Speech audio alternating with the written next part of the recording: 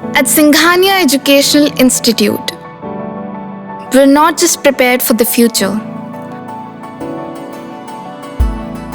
we're actively shaping it with technology and innovation. We are preparing to lead tomorrow.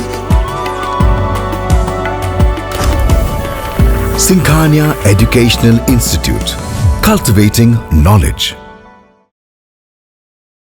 नमस्कार, आप देख रहे हैं आई इंडिया और मैं हूं डॉक्टर पंकज सिंह गौर।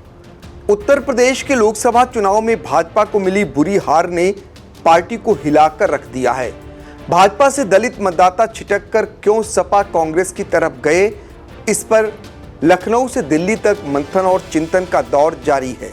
रविवार को दिल्ली से आए भाजपा के राष्ट्रीय संगठन मंत्री बीएल संतोष ने बीजेपी कार्यालय में यूपी के दलित कोटे के मंत्रियों नेताओं के साथ बैठक कर यह जानने का प्रयास किया और लोकसभा चुनाव के नतीजों को लेकर भाजपा अगले 2 दिनों तक समीक्षा बैठक तो कर ही रही है, आगामी उपचुनाव को लेकर भी मंथन का दौर चलाए हुए है। भाजपा को सबसे ज्यादा हिलाकर अगर किसी ने रखा तो वो अयोध्या के चुनाव नतीजों ने।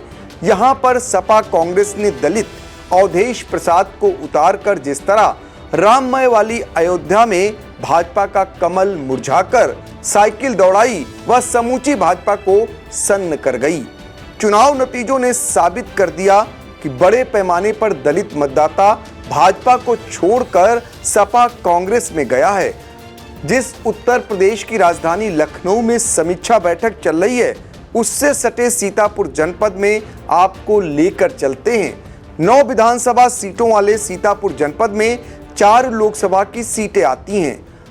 इन सब पर 2024 से पहले तक भाजपा का कब्जा था, लेकिन 2024 में भाजपा के हाथ से 3 सीटें निकल गईं और दशकों बाद कांग्रेस और सपा यहां काबिज हो गई।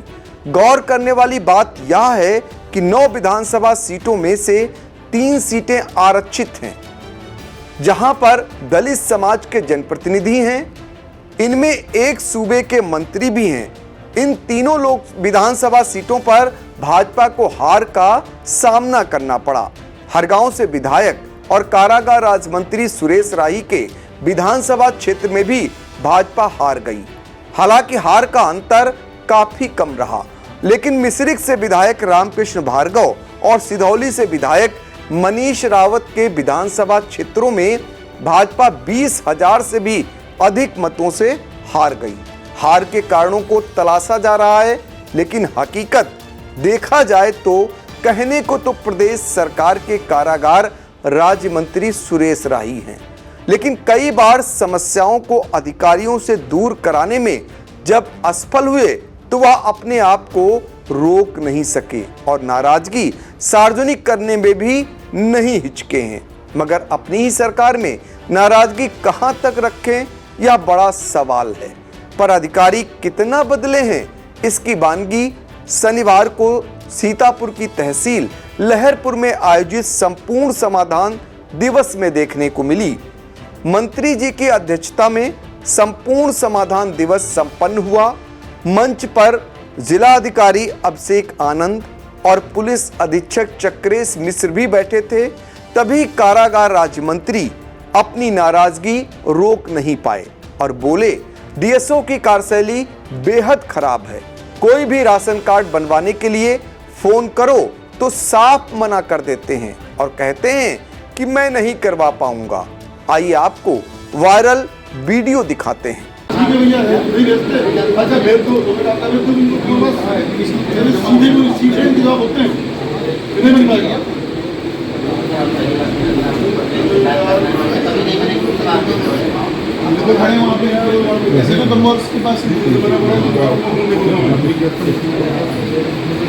इसके बाद आपको एक और वीडियो दिखाते हैं। यूपी में भाजपा को मिली हार के बाद जब पहला संपूर्ण समाधान दिवस सिधौली तहसील में हुआ तो यहां मंच पर सिधौली से भाजपा विधायक मनीष रावत, सीडीओ निधि बंसल, एसडीएम अनिल कुमार मौजूद थे।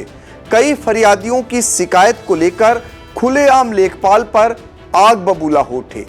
सवाल इस बात का है, ऐसी नौबत आई क्यों? आइए पहले यह भी वायरल वीडियो देख लेते हैं।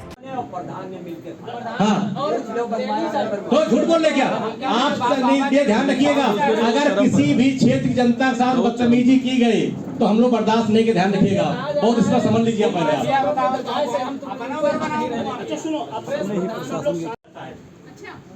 पहले को समस्या क्या है।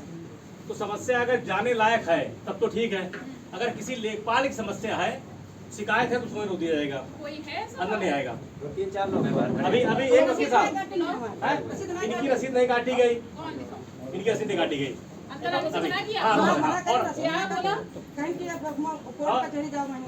अब बात मिश्रिख से 5वीं बार के विधायक पूर्व मंत्री रामकृष्ण की भी कर लेते हैं। वह समय समय पर अधिकारियों की मनमानी कार्यशैली को लेकर अपनी नाराजगी व्यक्त करते आ रहे हैं। अपनी ही सरकार में सुनवाई न होने का कई बार दुखड़ा भी रो चुके हैं। ऐसे हालातों में कहने को तो भाजपा ने दलित कोटे से मंत्री भी बना दिया और विधायक भी चुन लिए गए, लेकिन क्या उनके इलाके में उनके अधिकारी सुन भी रहे हैं या जानकर भी जिम्मेदार अनजान बने हैं? मंत्री और विधायक की जब कोई बात नहीं सुनी जाएगी तो जनता उनसे कैसे जुड़ी रहेगी और कार्यकर्ता कैसे लगाव रखेंगे? इस सवाल का क्या हल भी कभी होगा? यदि नहीं होता है तो लोकसभा चुनाव की तरह ही होने वाले अन्य चुनावों में भी भाजपा बेहतर प्रदर्शन की उम्मीद न करे, यही सही होगा, क्योंकि हालात बेहद ही खराब होते जा रहे हैं। एक विधानसभा क्षेत्र में 20,000 मतों से ज्यादा हार यह बताने भर को काफी है कि भाजपा के पक्ष में स्थिति कहां तक मजबूत है।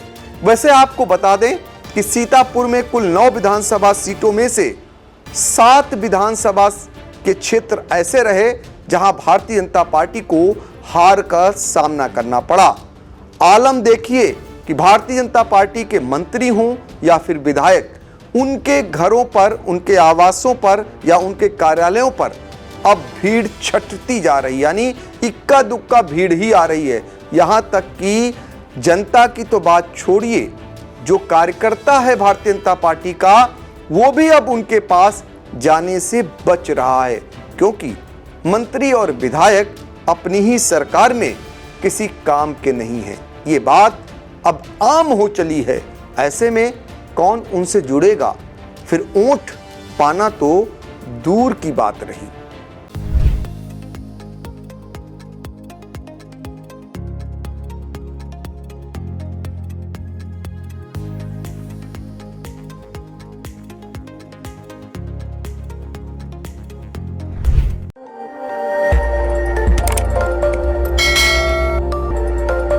खबर आपकी, नजर हमारी। देखते रहिए आई इंडिया।